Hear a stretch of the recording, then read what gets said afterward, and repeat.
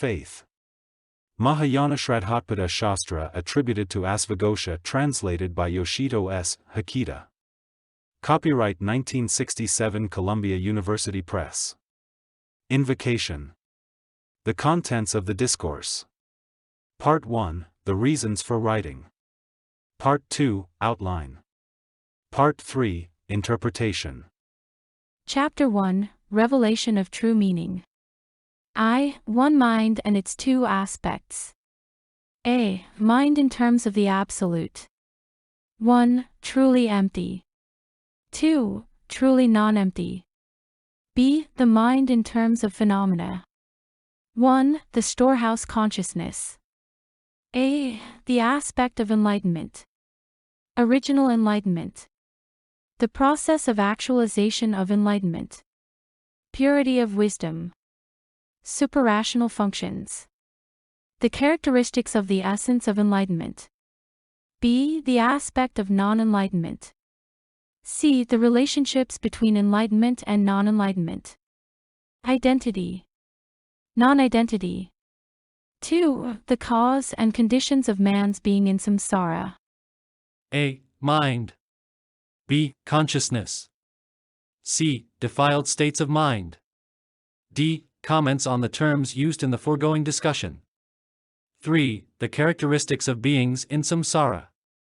A. Permeation of ignorance. B. Permeation of suchness. Permeation through manifestation of the essence of suchness. Permeation through influences. The specific coordinating causes. The general coordinating causes. 2. The essence itself and the attributes of suchness, or the meanings of Maha. A. The greatness of the essence of suchness. B. The greatness of the attributes of suchness. C. The greatness of the influences of suchness.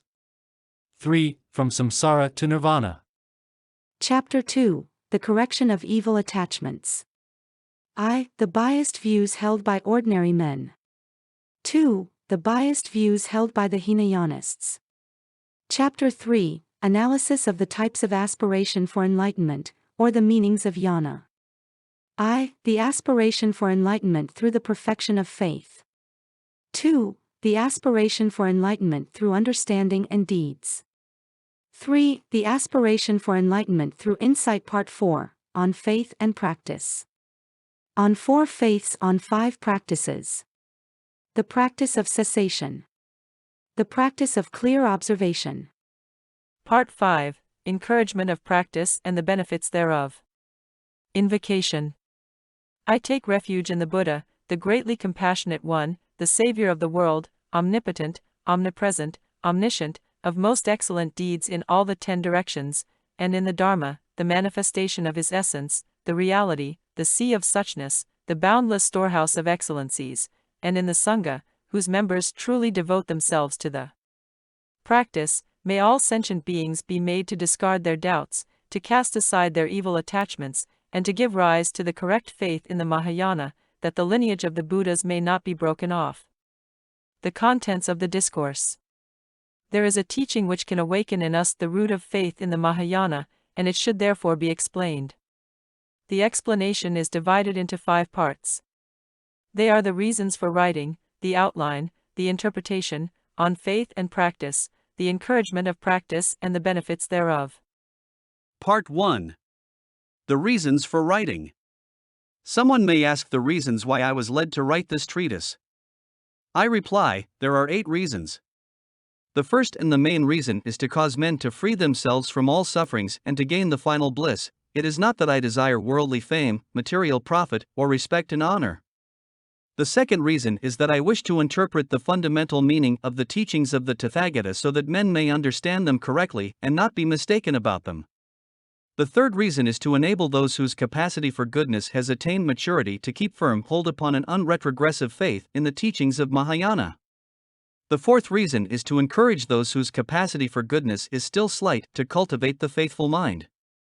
The fifth reason is to show them expedient means by which they may wipe away the hindrance of evil karma, guard their minds well, free themselves from stupidity and arrogance, and escape from the net of heresy.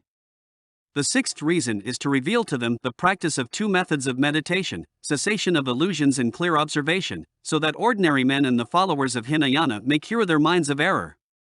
The seventh reason is to explain to them the expedient means of single-minded meditation so that they may be born in the presence of the Buddha and keep their minds fixed in an unretrogressive faith. The eighth reason is to point out to them the advantages of studying this treatise and to encourage them to make an effort to attain enlightenment. These are the reasons for which I write this treatise. Question: what need is there to repeat the explanation of the teaching when it is presented in detail in the Sutras? Answer: though this teaching is presented in the Sutras, the capacity and the deeds of men today are no longer the same, nor are the conditions of their acceptance and comprehension. That is to say, in the days when the Tathagata was in the world, people were of high aptitude and the preacher preached with his perfect voice, different types of people all equally understood, hence, there was no need for this kind of discourse. But after the passing away of the Tathagata, there were some who were able by their own power to listen extensively to others and to reach understanding. There were some who by their own power could listen to very little and yet understand much. There were some who, without any mental power of their own, depended upon the extensive discourses of others to obtain understanding. And naturally there were some who looked upon the wordiness of extensive discourses as troublesome and who sought after what was comprehensive, terse, and yet contained much meaning, and then were able to understand it. Thus, this discourse is designed to embrace, in a general way, the limitless meaning of the vast and profound teaching of the Tathagata. This discourse, therefore, should be presented. Part 2. Outline. The reasons for writing have been explained. Next, the outline will be given. Generally speaking, Mahayana is to be expounded from 2 points of view. One is the principle and the other is the significance.